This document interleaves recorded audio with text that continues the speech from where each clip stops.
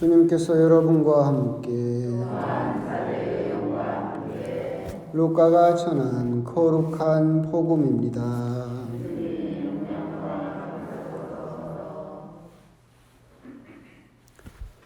그때 예수님께서 군중에게 말씀하셨다. 너희는 구름이 서쪽에서 올라오는 것을 보면 곧 비가 오겠다 하고 말한다. 과연 그대로 된다. 또 남풍이 불면 더워지겠다 하고 말한다. 과연 그대로 된다. 위선자들아, 너희는 땅과 하늘의 징조는 풀이할 줄 알면서 이 시대는 어찌하여 풀이할 줄 모르느냐. 너희는 왜 올바른 일을 스스로 판단하지 못하느냐. 너를 고소한 자와 함께 재판관에게 갈 때 도중에 그와 합의를 보도록 힘써라. 그러지 않으면 그가 너를 재판관에게 끌고 가 재판관은 너를 옥리에게 넘기고 옥리는 너를 감옥에 가둘 것이다. 내가 너에게 말한다. 내가 마지막 한 입까지 갚기 전에는 결코 거기에서 나오지 못할 것이다. 주님의 말씀입니다.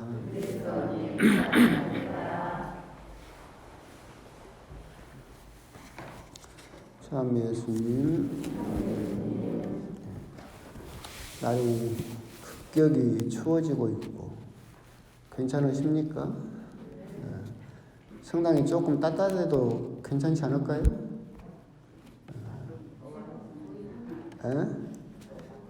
괜찮아요?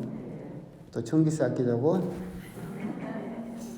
그래도 밖에 찬바람 불고 추울 때 성당 딱 들어왔을 때 좀 온기도 있고 따뜻하면 잠도 잘 오고 얼마나 좋아요. 신부님이 잘 보셔서 또 날이 갑자기 추워지고 좀 그렇다 싶으면 한 30분 정도 전에 조금 들어가지고 조금 성당 온기가 있게 따뜻하게, 그래서 여러분들이 꿈속에서 기도를 잘 할 수 있도록 그런 분위기를 또 만들어주면 또 좋겠다라는 생각도 들고, 제가 쌀쌀해서 그런 이야기를 드리는 겁니다. 오늘 복음은 이제 예수님께서 유대인들의 지도자들에게 하신 말씀이죠. 보통 이 복음을 시대의 징표라고 이야기를 하고 있어요. 그래서 어떤 지도자들이라고 하는 사람들은 그 시대에 나오는 징표를 잘 읽을 수 있어야 된다라고 하는 말씀으로 오늘 복음을 보통 해설을 하고 그렇습니다. 근데 이 시대의 징표라고 하는 말을 곰곰이 묵상을 하다 보면 이것과 비슷한 말이 있어요. 뭐냐면 시대의 유행이라는 말이 있어요. 우리는 시대의 유행과 시대의 징표를 조금 구분할 필요가 있을 것 같아요. 오늘 복음에서 바리사이들과 율법학자들은 시대의 징표를 읽지 못했어요. 오직 그 시대의 유행만을 읽었죠. 그래서 율법을 강조하고 그런 부분에 이제 치중함으로써 결국은 예루살렘이 무너지고 불타버리고 수십만 명이 거기서 죽게 됐고, 결국은 이스라엘 백성은 그 이스라엘에서 쫓겨났죠. 2차 세계대전이 끝날 때까지 결국 자기 고향으로 결코 돌아가지 못하는 결과를 낳게 된 건 역시도 그 시대의 지도자라는 사람들이 시대의 징표를 읽지 못하고 사람들이 원하는, 환호하는, 박수 쳐주는 시대의 유행에만 따라가다 보니까 그런 결과를 낳게 되었다라는 겁니다. 결국 우리 역시도 오늘 복음을 보면서 결국 우리도 시대의 유행을 말하는 사람과 시대의 징표를 말하는 사람을 우리가 서로 조금 구분할 필요가 있겠다. 시대의 유행을 말하는 사람은 그 시대 사람들에게 환영을 받겠죠. 박수를 받고 그리고 모든 영광을 받을 겁니다. 근데 시대의 징표를 말하는 사람은 대부분 환영받지 못하고 예수님과 같이 십자가를 지게 되고 박해를 또 받게 될 겁니다. 하지만 지도자라는 사람들은 그럼에도 불구하고 사람들에게 멸망하지 않는 더 나은 길을 제시할 필요가 있을 것이고, 지금 우리나라의 가장 큰 안타까운 점 중에 하나가 이렇게 시대의 징표를 말하는 사람이 없어졌기 때문에 그런 부분은 참 안타깝다라는 생각이 듭니다. 오늘 복음을 묵상하면서 시대의 유행과 시대의 징표를 이야기하는 사람을 생각을 하다 보니까 두 사람이 생각이 났어요. 시대의 징표를 읽는 사람, 물론 김수환 추기경님도 있고 종교적으로도 있지만 정치적으로만 비교를 했을 때 저는 시대의 징표를 읽었던 정치인은 대표적으로 김대중 대통령이 있다고 생각을 해요.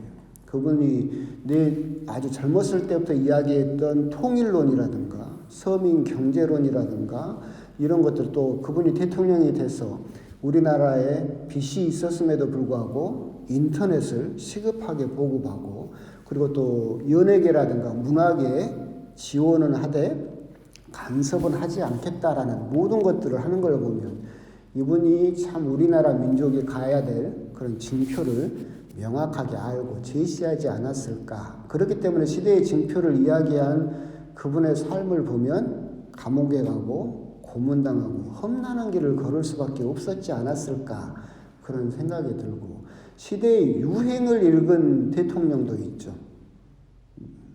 대표적으로 이명박 대통령이 아주 시대의 유행을 잘 읽은 사람이죠. 연속곡을 배경으로 인기를 끌어서 세상 사람들이 환호할 만한 돈 벌어주겠다, 윤리 도덕이 밥 먹여주냐, 돈만 잘 벌게 해주면 된다, 그러면서 전과가 그렇게 있었음에도 불구하고 무슨 신도심을 개발하니 4대강을 개발하니 해서 돈 많이 벌게 해주겠다라고 사람들의 그런 유행을 부추겨서 사람들로부터 환호를 받고 박수를 받으면서 대통령이 됐던 사람, 물론 지금이야 좀 그렇지만 하여튼 그런 것만 봐도 시대의 징표를 읽는 사람과 시대의 유행을 읽는 사람은 참 많은 다른 모습을 보여준다라는 생각이 들고, 우리 역시도 많은 사람들이 많은 이야기를 하고 있을 때 저게 정말로 예수님 말씀에 또 하느님 말씀에 맞는 근거하는 정말 시대의 징표를 이야기하고 있는가, 아니면 사람의 입맛에 맞는 그냥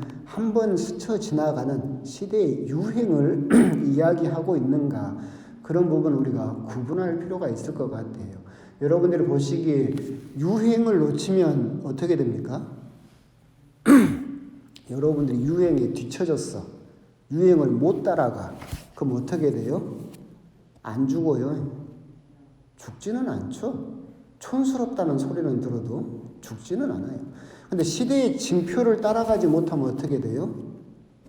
우리 목숨과 관련된 일이에요. 이스라엘 사람들도 시대의 징표를 따라가지 못했기 때문에 예루살렘이 불타고 멸망되고 수십만 명이 죽었던 것처럼 시대의 유행을 뒤따라가지 못한다고 해서 우리들이 죽지는 않죠. 하지만 시대의 징표를 우리가 놓쳐버리게 되면 사실은 그것은 수많은 우리들의 목숨을 요구하게 된다.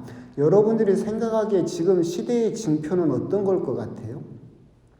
지금 말하고 있는 이 시대가 나타내고 있는 징표, 여러 가지 현상들로 인해서 우리들에게 가르쳐주고 있는 방향은 어딘 것 같아요?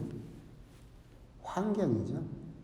지금 현재 우리들에게 지구라든가 여러 가지 현상들이 우리들에게 끊임없이 이쪽 방향이다라고 가르쳐주고 있는 방향은 환경이에요. 우리가 이제 그것은 잘 다시 한번 생각을 해볼 필요가 있어요. 점점 우리가 이런 환경에 대해서 시대의 징표를 놓쳐버리고 그것을 무시하고 소비라든가 다른 시대의 유행만을 따라가게 되면 결국은 우리들은 어떻게 보면 큰 대가를 치르게 될 것이다 라고 하는 것입니다. 그럼에도 불구하고 제가 상당 떳떳하게 좀 전기 좀 팡팡 쓰자라고 하면 시대의 징표를 읽지 못하는 것 같잖아요. 그런데 제가 항상 드리는 말씀이지만 나하고는 상관없어요. 나하고는 상관없어. 나는 어차피 100년도 못 살고 죽을 거니까. 환경이 무너져서 결국은 그 극심한 대가를 치러야 될 사람들은 여러분들의 자녀들, 여러분들의 손자, 손녀들이 될 것이다 라고 하는 겁니다. 지금 현재 환경만 하더라도 엄청난 문제가 뭐냐면 지구의 온도가 2도가 올라가느냐 마느냐가 큰 문제예요. 이미 1도는 올라가 버렸어요. 1.5도까지 올라가 버렸는데 지구 온도가 2도만 올라가도 굶어 죽는 사람이 수십억 명이 나는 그런 상황이 처하게 될 텐데 지금 우리들은 그 2도를 향해서 점점 가고 있고 그런 부분은 사실은 큰 관심과 우리들이 큰 주의를 필요로 하죠. 에이, 신부님, 지구 온도 2도가 올라간 게 뭐 그렇게 큰일입니까? 생각을 하는데 여러분 몸만 해도 여러분들이 우리 정상 체온이 몇 도예요? 36.5도잖아요. 거기서 2도만 올라가면 어떻게 될 것 같아요? 38.5도가 되면 몸이 펄펄 끓고 죽어요. 근데 그 온도가 떨어지지 않는다고 생각을 해봐. 사람만 해도 죽죠. 지구만 해도 빙하가 녹고 해수면이 높아져서 2도만 되게 되면 어디가 잠긴다더라? 부산은 이미 다 잠겨버리고 하여튼 그러게 된다고 해요. 그래서 지금 이 시대의 징표가 지금 가르치고 있는 것은 환경이다라고 하는 것은 명확한 일인 것 같아요. 이렇게 또 시대의 징표를 이야기를 하게 되면 나와는 또 별 상관이 없는 것 같다라는 생각이 들지만 우리하고도 상관이 있어요. 뒷부분에 가면 그 재판관에 대한 이야기를 하고 계시는데 시대의 징표가 그렇게 큰 방향으로 나아가고 있다라고 한다면 우리들에게도 징표는 있죠. 개인적으로. 예를 들어 여러분들이 운전을 하고 가요. 운전을 하고 가는데 여러분 주변으로 이렇게 스쳐 지나가는 게 뭐예요? 무슨 풍경도 보이고 무슨 계기판 이렇게 간판도 보이고 보이잖아요. 근데 그것이 내가 올바른 방향으로 나가고 있다는 것을 보여주잖아요. 내가 서울을 향해서 가는데 이렇게 옆에 보이는 이렇게 표지판이 부산 막 했는데 그런 건 상관없이 내 갈 길만 가겠다 쭉 가면 도착합니까? 못하겠죠.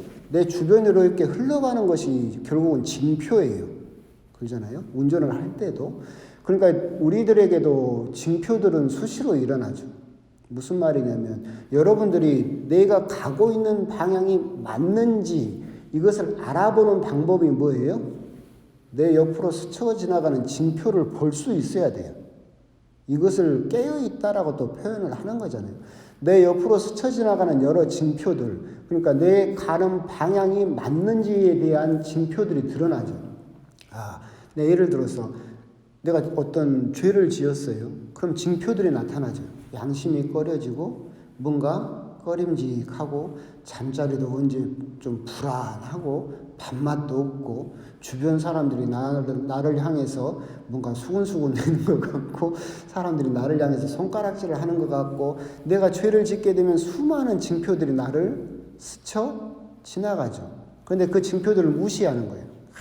내 갈 길만 가겠다. 그런 거 소용없다. 이 길만이 옳다 하게 되면 결국은 올바른 곳에 도착하지 못하게 될 것이다. 시대의 징표를 올바르게 읽는 것도 중요하고 오늘 복음 뒷부분에서 나오는 이야기도 그거예요. 네가 지금 잘못된 길을 가고 있을 때 네 옆으로 스쳐 지나가는 수많은 징표를 잘 읽을 수 있어야 된다. 그러면 너희들이 가는 방향을 잘 정할 수 있다. 그런데 너희 옆으로 지나가는 너희 신앙생활을 할 때 옆으로 지나가는 수많은 징표들을 무시하고 그냥 네 생각만이 옳다라고 그 길만 가려고 하다 보면 결국은 결코 한 입까지 갖기 전에는 거기에서 나오지 못하는 그런 처지에 처할 수 있다라고 하는 부분, 그런 부분은 또 우리 개인과도 연결되는 부분이지 않을까. 결국 오늘 앞부분에서는 우리들은 정말로 시대의 징표를 읽을 필요가 있고 시대의 징표를 이야기하는 사람의 말을 들을 필요가 있고 하지만 거기에서 시대의 유행만을 쫓아서 이야기하는 사람의 말은 우리가 듣지 않아도 큰 문제가 되지 않을 것이다 라는 큰 틀과 뒷부분에서 재판관 이야기에서 예수님께서 하시는 부분은 그런 시대의 징표를 읽는 것이 그렇게 큰 틀에서만 이루어지는 것이 아니라 우리 각자에게도 이루어지고 있고 그 징표를 읽지 못하면 너희들은 재판관에게 끌려가서 결국 감옥에 갇혀서 거기에서 다 갚기 전까지는 나오지 못하는 그런 처지에 처하게 될 것이다. 우리 주변에서 일어나고 있는 하느님의 징표와 이웃들이 나에게 보여주고 있는 수많은 징표들을 너희들은 읽고 있느냐, 읽을 수 있느냐. 오직 자기 자신의 우물에만 빠져서 나만 옳고 나만 바르고 나만 잘하고 있다라는 그런 교만에 빠져 있는 것은 아닌지 주변에 흘러가고 있는 수많은 징표들을 읽을 수 있는지 그런 부분에 대해서 한 번 더 곰곰이 또 묵상을 해 보셨으면 좋겠습니다. 아멘.